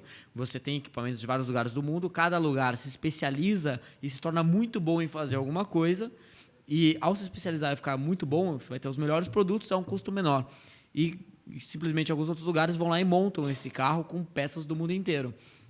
O que a gente tenta fazer no Brasil é essa política protecionista de falar, olha só, se 60% do produto final, do carro final, for produzido internamente, você vai ter um desconto X de impostos que vai fazer praticamente que você tenha um nível desleal de competição diante de algum produto importado, dada também a alta taxa de importação, né? O que o Brasil precisa fazer para conseguir ter uma economia que seja boa e que seja de alta qualidade é justamente aumentar a produtividade do país. E não só esses pontos que você mencionou, como vários outros. Então, é uma agenda bastante extensa e longa. Não tem uma bala de prata, um ponto específico que sozinho resolva todo o problema da produtividade no Brasil. Passa por educação, passa por menos meia entradas, né, ou condições especiais para setores específicos, passa por reforma tributária, passa por reforma administrativa que vai aumentar a produtividade do setor público, passa por reformas e passa por abertura comercial, porque sem isso, né, a baixa abertura comercial do Brasil em relação a outros países do mundo faz com que a gente tenha menos condições de competir com os outros países, né? Porque a gente está desacostumado a competir. E quando você está desacostumado a competir, você se acomoda. Então, é a mesma coisa de, por exemplo, eu estou competindo com 30 pessoas, sei lá, eu lutava judô, então tem lá outros 30 atletas estão competindo comigo, ou tem outros 2 atletas, entendeu? Então, se só tiver 2, eu vou ficar muito mais acomodado e eu vou treinar menos. Então, quando eu me ver numa situação que eu tenho que competir com 30 pessoas, rapidinho eu vou ser eliminado. Enquanto que se eu me acostumo a toda hora estar competindo com 30 outros atletas, eu vou ter muito mais condições de competir, porque eu sei muito mais, eu testo muito mais. Enfim, eu estou num ambiente muito menos favorável para mim. Então, muitas vezes, a tentativa do Estado de fazer um benefício de proteger alguns setores pode jogar contra no médio e longo prazo, porque se tornam menos competitivos. E por isso que tem uma agenda muito extensa para a gente aumentar a competitividade do Brasil, que até pouco tempo atrás ela aconteceu por conta de crescimento demográfico. Então, tem mais pessoas trabalhando, a economia cresce. Agora, essa curva demográfica acabou no Brasil. O Brasil está se tornando um país cada vez mais velho. Então, o Brasil nunca mais vai ser tão jovem quanto foi agora. E quanto está sendo agora, porque os números estão mudando, enquanto a gente fala aqui. Então, essa onda já passou. A gente tem que agora aumentar a produtividade real de cada trabalhador. E, para isso, tem uma agenda bastante extensa. E tem uma teoria econômica bastante extensa também, falou sobre os principais fatores de produtividade, que depois também a gente pode falar, se tiver afim. Enfim, me empolguei de novo. Boa noite, me chamo Augusto. A pergunta vai para o Paulo e para a Fernanda. Em relação, já que vocês trabalham no mercado de capitais, eu gostaria de saber se, quando vocês vão fazer as análises de vocês já levam em conta que o Brasil é um país que tem uma instabilidade e se isso já está mudando em relação a como vocês faziam antes as análises, está se tornando mais estável hoje. Augusto, né? Pô, boa pergunta. Assim, o meu trabalho lá é justamente tratar a imprevisibilidade, essa instabilidade, para que, enfim, os tomadores de decisão consigam olhar para isso. Acho que a mudança de governo trouxe para a maneira como a gente olhava lá a relação, e como olha, né, a relação executivo-legislativo, trouxe uma cabeça nova. Quer dizer, não nova, mas assim, um pouco diferente do que a gente tinha até 18. Quer dizer, assim, sem entrar também em juízo de valor, tá? Mas até 18 você tinha aquele presidencialismo de coalizão característico que você tinha representado no Ministério, as bancadas todas do Congresso, do tamanho certinho, quer dizer, a correlação entre o tamanho de bancada na Câmara e o Ministério do governo Temer era praticamente perfeita. Você tinha o PP, que tinha um pouquinho a mais do que deveria pela conta, mas assim, era uma coisa bem bonitinha, bem assim, certinha, retinha, bonitinha nesse sentido de proporcional. Você colocou aí um modelo de organização e de conversa entre executivo e legislativo diferente, né? Que, enfim, a principal parte do meu trabalho lá é justamente tentar trazer um pouco de ideia se essas propostas, se essa agenda tem condição de caminhar ou não. Então, por essa parte da relação legislativo-executivo, sim, acho que foi um incremento que esse momento novo de 2019 trouxe, quer dizer, de pensar como é que você teria aí, quer dizer, uma agenda que até então era vista como uma agenda impopular, né? Tratar uma reforma da Previdência, era uma agenda que, no começo lá de 2016, 2017, era uma agenda que trazia arrepio para os deputados quando se falava nisso, não para vocês, eu sei, mas para uma boa parte lá desses partidos de centro, quando se falava em reforma da Previdência, era uma coisa que trazia, né, repulsa e medo.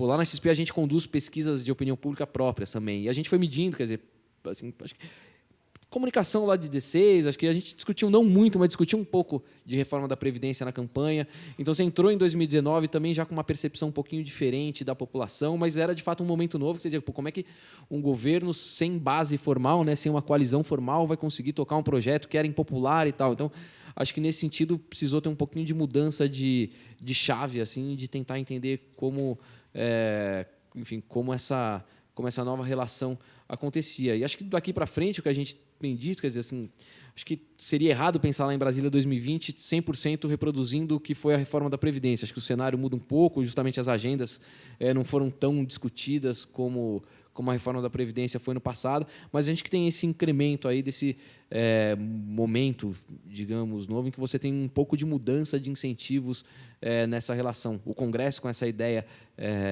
de ser ele o responsável pela condução das reformas, acho que isso foi um momento importante da relação no início de 2019, quando o Congresso, enfim, optou por não tomar uma atitude de enfrentamento e de cruzar os braços nessa agenda econômica. Acho que no resto da agenda do governo, sim, você vê uma dificuldade um pouco maior de avanço, mas pelo menos nessa agenda econômica, acho que um pouco por conta das figuras que encabeçam lá, né? O Rodrigo Maia, acho que tem uma visão um pouco coerente nesse sentido. Então, esse momento foi importante de mudança de incentivo, de ter conseguido levar 2019 desse jeito. E aí esse elemento acho que a gente acrescenta no que a gente tem de perspectiva para 2020.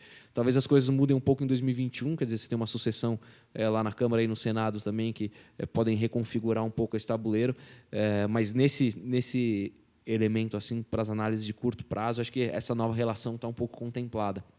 E aí não sei se de maneira institucional maior, Fernando, se tem algum outro ponto de mudança de perspectiva de estabilidade que te ocorra. É legal essa pergunta, porque as pessoas elas agem de acordo com as expectativas, né? Então, tem um livro que eu gosto bastante que chama O Mundo é Plano, que é do Thomas Friedman, junto com o jornalista. Precisam falar. Primeiro terraplanista. Não, calma. Que foi? O primeiro terraplanista, né? Então, e ele fala que o mundo é plano, porque a coisa mais legal é a gente entender que a gente não vive numa bolha, né? O Brasil, enfim, ele tem as relações, né, com outros países. Calma, segura, Eu falei Daniel. que a gente não vive numa bolha, a gente vive, sei lá, numa pizza. Então, uma das questões, né, que ele coloca, que eu acho interessante, que ele fala assim, coloca duas situações, né? Coloca um lugar onde que, enfim, o chão é de areia e outro de asfalto. E aí você pula no de areia e você consegue enxergar ali um horizonte assim não muito longe. E quando você pula dá um salto, né, nesse chão de asfalto, você consegue enxergar mais longe. E essa questão é interessante porque, assim, tanto as empresas, né, quando vão fazer os seus investimentos, ninguém vai investir se não tem uma estabilidade, se não tem uma previsibilidade, se não tem uma segurança.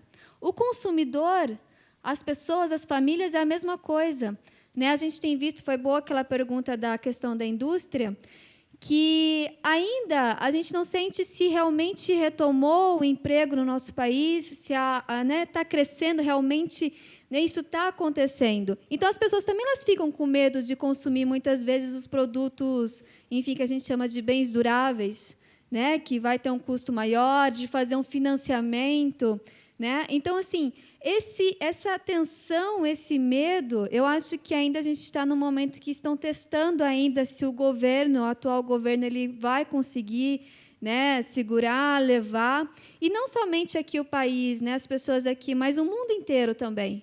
Né? O dinheiro, enfim, ele é mas ele está girando em todo mundo. Então, assim, a gente busca essa estabilidade maior. Né? Então, assim, eu acho que a credibilidade, né, é uma coisa que ainda a gente vive no país onde a gente precisa ir no cartório para falar que é a gente. Né?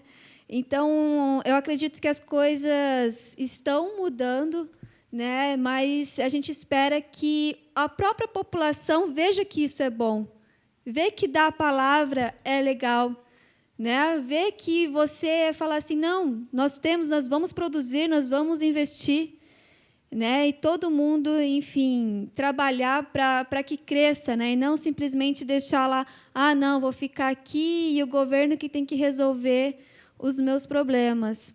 Então, enfim, eu acho que a gente está engrenando ainda, e eu acho que ainda estão testando, né, a força do governo. Né? Eu acho que todas essas questões, o mercado, quando você falou de precificar, o mercado precifica. Se ele vê que realmente as coisas não vão acontecer, que há dificuldade, ele vai falar assim, por que eu vou investir? Né? Então, acho que também uma das questões do nosso próprio mercado de capitais também não ser tão desenvolvido, a gente vê que a nossa própria indústria também tem essas dificuldades. Uma certa vez, eu estava num curso e eu comentei e fiz uma piadinha com agora é o sapo que fica lá na Fiesp, né? Pato, agora é o pato? Agora é o sapo.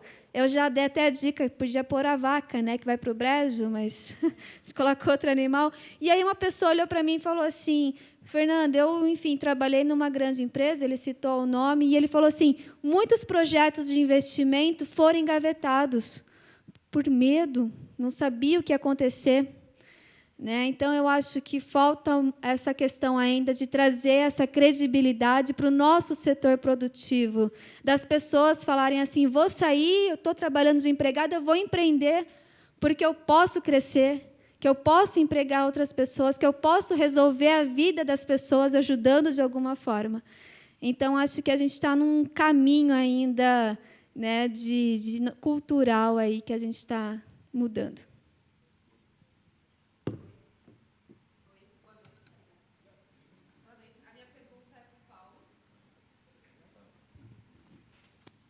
Se for difícil, eu passo para você, Daniel.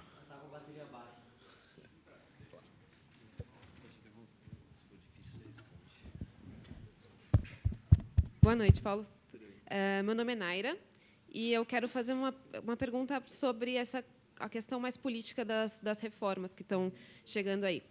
A reforma da Previdência passou, ainda bem, mas, como você mesmo disse, vocês dois disseram agora no finalzinho que passou de uma forma bem impopular. Boa parte da população ainda enxerga com maus olhos essa reforma, muito por conta de falta de conhecimento mesmo.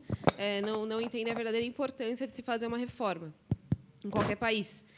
E, em relação à tributação que a gente enfrenta hoje, a gente tem que a tributação pode estar chegando a quase 27,5% da fonte. Isso impacta diretamente as famílias mais pobres. Então, eu não sei, estão falando hoje em Brasília, principalmente da reforma administrativa, mas, na sua visão, não seria mais interessante, politicamente falando, falar sobre reforma tributária, porque vai impactar diretamente o dia a dia das pessoas, elas vão começar a enxergar, de fato, a diferença que aquilo está fazendo, para depois falar de reforma administrativa? Vamos lá. Enfim, de novo, as pesquisas, volta e meia recorro às pesquisas que a gente faz lá na XP. Né? A gente foi testar, enfim, como a gente testou a popularidade da reforma previdenciária, a gente testou também da reforma tributária. E, assim, posso estar equivocado, tá? Mas 60%, 70% das pessoas acham que o principal problema do país é uma taxa tributária alta. É isso. O grande problema para grande parte das pessoas é isso, uma carga tributária muito alta. E não é isso que vai ser atacado por essa reforma. Né? Essa reforma, enfim... A equipe econômica, quando a gente conversava com eles lá atrás, a ideia original deles era, vamos reformar o Estado primeiro, vamos diminuir o peso do Estado, porque aí sim a gente consegue fazer uma reforma tributária que seja, enfim, de alguma maneira, uma tentativa de reduzir carga tributária para a população. Não é o que a gente está discutindo agora. A gente, enfim, comprometimento de gasto no limite, nossos gastos obrigatórios, vocês devem ter os números melhores do que eu, mas estão lá no limite, a gente tem... assim, sobra muito pouco do orçamento, e mesmo que sobra do orçamento, que não é obrigatório, tem uma parte grande dele que é obrigatório no final das contas. Então, assim, a reforma tributária que está sendo discutida hoje não é para discutir redução de carga. É uma reforma para simplificar, e aí acho que ela ataca mais o problema de quem quer empreender, de quem tem negócio, do que propriamente da população. E aí acho que seria... Enfim, também não sou economista para dizer a ordem que faria mais sentido. Talvez você, Daniel, possa trazer, a Fernanda, qualquer um dos três aqui. Mas acho que, enfim, reformando o sistema tributário de maneira a simplificar, enfim, trazer mais produtividade, reduzir o número de horas que cada empresa gasta para saber como vai pagar os seus tributos, reduzir a insegurança jurídica também, você tem um contencioso tributário gigantesco das empresas que pagam, tentando fazer o certo, né, tentando pagar dentro da lei e não sabem que estão pagando dentro da lei. Quer dizer, hoje, o que a gente escuta, enfim, evento que a gente faz com empresário e tal, até para pagar o que é devido é difícil. Entender o que é que você tem de pagar. Não sei se tem empresário aqui, mas quer dizer, você gasta um tempo considerável do seu escritório, da sua mão de obra, para tentar entender o que é que você tem de pagar de imposto. Talvez isso dê alguma ajuda, quer dizer, em termos de crescimento, de melhora de produtividade, para, enfim, com isso, quem sabe lá na frente, junto com uma discussão de redução de tamanho de Estado, a gente consiga pensar em redução de carga. Mas acho que hoje o que está posto para ser discutido é o contrário. E, assim, se a população imagina, acho que, assim, no limite, quando você fala em reforma tributária, a ideia que você tem talvez inspire algum tipo de, enfim, de interesse positivo da população, quando você questiona. Não por entender, quer dizer, a maioria da população, quando vai pagar imposto, eu acho que assim, o que essa reforma vai atacar não é o que a população, o geral da população, sente como problema. Porque a população, enfim, quem não tem empresa, assim, você muitas vezes não paga nem imposto de renda, é uma parcela grande da população, então não tem dificuldade para pagar imposto. Tem uma carga que é considerada alta.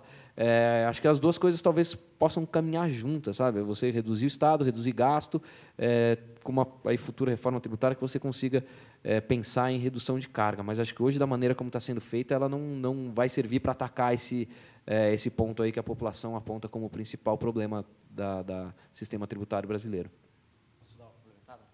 Não, assim, do meu ponto de vista, a maneira ideal de se fazer essa reforma de Estado seria começando pelas despesas mesmo. Então, passando pela Previdência, que é o principal conta, né, difícil, a segunda vem na folha. E aí, eu acho que até... Tudo bem, se tiver uma discussão de reforma tributária e a sociedade abraçar isso e for para frente numa escala que, de fato, ataque os principais pontos que a população reclama que, de fato, o Brasil precisa mudar, ok. Mas acho muito difícil a sociedade abraçar uma reforma tributária porque é um tema extremamente complexo, e não só porque é um tema complexo para a população entender, mas é um tema complexo mesmo para quem está discutindo tecnicamente, né? Porque você não está falando só o quanto que vai mudar a forma como vai ser cobrada e o quanto vai ser cobrado em cada situação. Você está entrando numa discussão de pacto federativo. Que, beleza, o que foi arrecadado, como ele vai ser distribuído, como que ele vai ser distribuído entre União, Estados e municípios. E aí é uma guerra, porque está todo mundo querendo tirar um pouco mais de recursos. Então, uma reforma extremamente difícil, e se tiver uma transição, vai ser uma transição de, sei lá, de 50 anos. A gente está falando de uma transição para o meu projeto do ICMS educacional, que muda os critérios de repasse do ICMS para os municípios, uma parcela pequena em comparação do todo, é uma transição de 4 anos. 4 anos, por uma quantia de mais ou menos 7 bilhões anual. Quando você fala de tudo que é arrecadado em Brasil, transição é 50 anos. Entendeu? Essa é a realidade.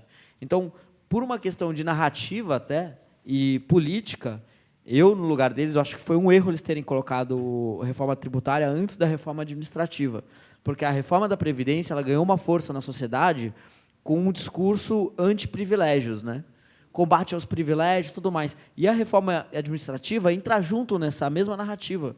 Porque a gente está querendo combater os privilégios da elite do funcionalismo público, a gente está querendo combater as incoerências. Então, boa parte de sacanagem de falar, mas... Bom, é a realidade. Boa parte das pessoas, dos funcionários públicos, se você for olhar para cada um deles, o que cada um faz, o que cada um produz, cada um entrega, se você fosse falar assim, o quanto que eu pagaria para esse cara na minha empresa, provavelmente seria um salário menor do que eles de fato ganham hoje, com os nossos recursos de impostos que bancam o salário deles. Então, tem uma agenda muito assim forte de combate a privilégios que poderia ter engatilhado a reforma administrativa e que perderam a oportunidade pela reforma tributária entrar antes na fila. Então, deu um pouco essa confusão e eu acho que perdeu um pouco do timing. Só um ponto, juntando com a pergunta do Arthur, acho, que ele falou sobre questão de estabilidade. Esse era o plano, justamente, da equipe econômica, né? Você engatar essa reforma, diminuir o tamanho do Estado e depois discutir carga tributária. Mas um pouco por conta dessa nova dinâmica aí, a sensação, pelo menos os relatos que eles fazem por lá, é que eles foram meio tragados para essa discussão da reforma tributária por conta da vontade do Congresso, né? Porque quando você estava acabando a discussão da reforma da Previdência, surgiu, enfim, por vontade do Congresso, a discussão sobre a reforma tributária, apresentou-se a PEC 45, o Senado correu para apresentar a PEC com base na proposta do deputado Rauli, do ex-deputado Rauli, e aí, enfim, o Ministério da Economia acabou sendo meio que obrigado a seguir essa dinâmica do Legislativo e entrar nessa discussão da reforma tributária antes do que eles pretendiam. Acho que na linha original da rota deles era um pouco nessa linha. Previdência, diminui o tamanho do Estado e depois faz a reforma tributária, aí com esse apelo popular de dizer, mas também tem um espaço pequeno que seja para reduzir enfim, um pouco da carga, se você tivesse conseguido ter êxito na redução do Estado. Mas, enfim, por conta dessa dinâmica executivo-legislativo, acho que caminhou por outra direção. Enfim, tem uma parte também, enfim, da vontade da equipe política, né, não só da equipe do Ministério da Economia, de olhar por cima e ver o que é que seria mais conveniente encaminhar de cada lado, conseguir ter um papel um pouco mais forte de, enfim, sugerir ou encaminhar ao Congresso para também olhar o outro lado do que eles estavam querendo colocar como prioridade. Acho que um pouco dessa nova dinâmica também acabou resultando nisso. Boa noite. Meu nome é Andréa. Eu vou fazer a pergunta para o Paulo. Você De novo, falou se muito... for difícil, vai para o Daniel. Não, você falou muito em previsibilidade, né? E os investimentos externos, a gente sabe que precisa ter previsibilidade para eles acontecerem, né? Você acredita que a reforma tributária vai passar esse ano ainda? É uma boa pergunta. O Rodrigo Porque, Maia tem... assim, a reforma da Previdência, o Guedes várias vezes falou em entrevista que tinha que passar até julho. Ela foi lá para novembro. Uhum. Nós estamos num ano eleitoral. Exato. Eu já escutei vários analistas políticos falando que a reforma administrativa não vai sair esse ano, por conta de ser um ano eleitoral. Você acredita que, com previsibilidade, que a reforma tributária ainda sai esse ano? O caminho não é simples. De fato, como você mencionou, tem eleição municipal. Eleição municipal, o Congresso costuma, historicamente, vota menos matérias, tem menos votações nominais no segundo semestre do que em anos ímpares, e aí pegando eleição municipal e eleição geral. Você tem uma questão grande ainda de dificuldade, porque você ainda não tem um texto, quer dizer, você tem as duas PECs que foram encaminhadas, uma perspectiva de instalação de uma comissão simbólica mista para discutir e resolver problemas políticos sobre o texto, mas ainda não é uma comissão que regimentalmente não tem poder algum. Ainda falta a contribuição do governo, o governo dizer exatamente o que quer. Um ponto que a gente dizia hoje, os setores que mais têm benefício no quadro geral tributário brasileiro são setores mais organizados, porque, enfim, foram os que conseguiram, pouco a pouco, e tendo seus benefícios. Natural supor que eles sejam os que mais vão se opor também a essa mudança do quadro tributário, por serem eles os que mais perdem. Enfim, os desafios estão todos postos. O Rodrigo Maia tem dito que vota até abril ou maio na Câmara e depois seguiria ao Senado. Acho que também não dá para ficar na frente da fala dele completamente, mas o calendário, de fato, é muito curto, o espaço é muito estreito para você ter uma reformulação ampla do sistema tributário em pouco tempo.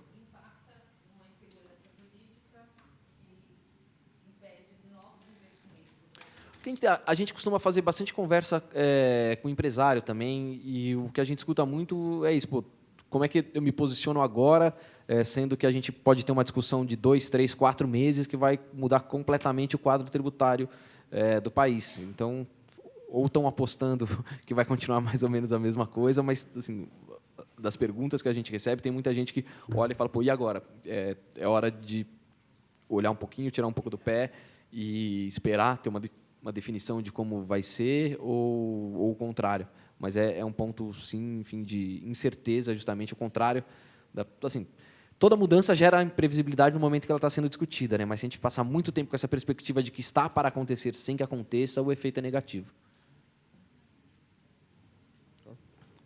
Boa noite, meu nome é Roberto. Minha pergunta é para a Fernanda. Tenho empresa de tecnologia e faz uns 4, 5 anos precisava de um aporte financeiro e uma das medidas seria a Bolsa de Valores, né?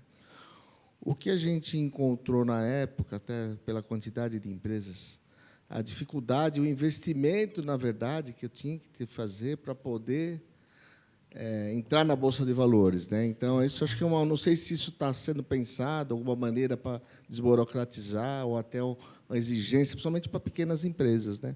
Não sei se está tendo alguma coisa nessa linha aí. É verdade. Além de ter um custo muito alto, o tempo também, né, que leva até chegar, porque assim é tanta exigência, né, que tem que, enfim, estar adequado, que muitas vezes os pequenos, enfim, os médios não conseguem utilizar o mercado de capitais para isso. Enfim, a gente ouve, eu acho que a própria equipe econômica ela tem sim uma pauta, enfim, voltada para o mercado de capitais, mas pelo que eu vejo ela tem algumas prioridades ainda, né? Então, enfim, eu acho que pode ter, mas assim, não vejo agora assim ouvindo falar nada ainda sobre isso, o que realmente é uma pena. Né? A gente, para quem realmente trabalha no banco de investimento também, sabe o quanto é burocrático no Brasil, né, essas questões. E então ainda é procurar outros meios, né, para conseguir esse investimento que infelizmente vai ser até um custo maior do que se fosse através, né, da bolsa, do mercado primário, para depois ir para a bolsa de valores. E a questão também não é nem somente isso. Né? Às vezes, também, o próprio mercado secundário não consegue ter essa força para dar liquidez para o mercado. Né? Então, a gente ainda enxerga, enfim, tem muito essas questões. Então, enfim, eu acho que até uma questão assim para levantar e dar mais importância também, né, ao mercado dos capitais como um meio, sim, de financiamento. Maravilha. Mais alguma pergunta? Sem mais perguntas? Bom, você tem alguma, Daniel? Não. Estourei minha cota. Bom, como já estamos chegando aí no avançar da hora, temos que devolver o auditório. Queria, antes de agradecer aos palestrantes aqui, né, por terem vindo, por terem contribuído com a experiência de vocês, com as ideias que vocês trouxeram. Daniel, vou passar a palavra, então depois eu te agradeço. E só quem tiver curiosidade para receber, né, para saber da nossa minuta, do Código de Defesa do Empreendedor, qualquer outro projeto, ou entrar em contato com a gente mesmo, comigo ou com o Daniel José, nossa equipe desenvolveu esse modelo aqui, ultramoderno, é só botar um QR Code, já entra direto no WhatsApp, é isso, gente? Ultramoderno é uma folha impressa em preto e branco. Uma folha impressa, plastificada, maravilhoso. Então, só vem aqui, não precisa pedir o zap, né? Vem aqui, entra, põe o QR Code, já entra em contato direto com a gente. Essa é a parte moderna. Exatamente. E para todos vocês que participaram hoje, nós temos realizado eventos parecidos toda a última segunda-feira do mês, isso vem desde o ano passado, do meio do ano passado, tenho realizado esses eventos, vocês tomam a liberdade de enviar novos convites com outras temáticas sempre relacionadas à ideia que nós defendemos, que é a ideia de liberdade. Então, muito obrigado a todos vocês. Vocês querem fazer alguma consideração final? Eu também queria agradecer a presença da Fernanda, do Paulo. O Paulo acabou de chegar de viagem aí, estava tentando explicar Brasil aí para os investidores de fora. E tá difícil. Tá difícil traduzir os discursos do Bolsonaro. Tá ok? Mas, enfim, eu estou super feliz. Eu acho que foi uma discussão bem legal. Um ponto até, voltando a uma das perguntas feitas sobre a indústria, tem um documento que eu acho que é legal, que todo mundo deveria ler em algum momento, que se chama A Agenda Perdida, né? Que é um documento de 2002, né? Que continua perdida em 2020. Mas é um documento de 2002, feito por dois dos melhores economistas brasileiros, que é o José Alexandre Sheikman, que é o economista brasileiro com maior chances de ganhar o Prêmio Nobel de Economia, ganhar um prêmio Nobel, né? Todos os alunos dele já ganharam o prêmio Nobel, menos ele. E que é um baita economista. E o Marcos Lisboa, que hoje é presidente do INSPER, mas já foi de equipe econômica de governo, enfim, carinhosamente chamado pelos alunos do INSPER de Diabo Loiro. E que são dois dos economistas assim, mais incríveis do Brasil, e que eles fizeram esse documento em parceria com vários outros pesquisadores que mostram os principais gargalos, os principais pontos para aumentar a produtividade do Brasil.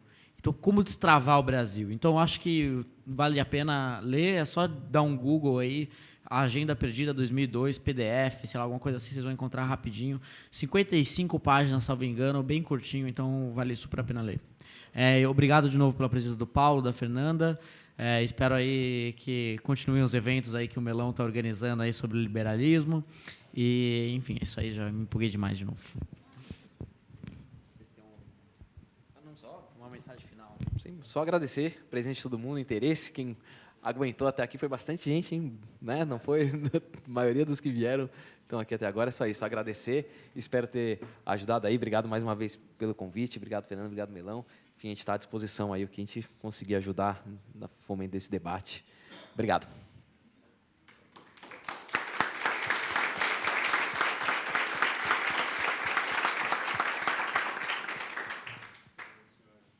Não, só agradecer também.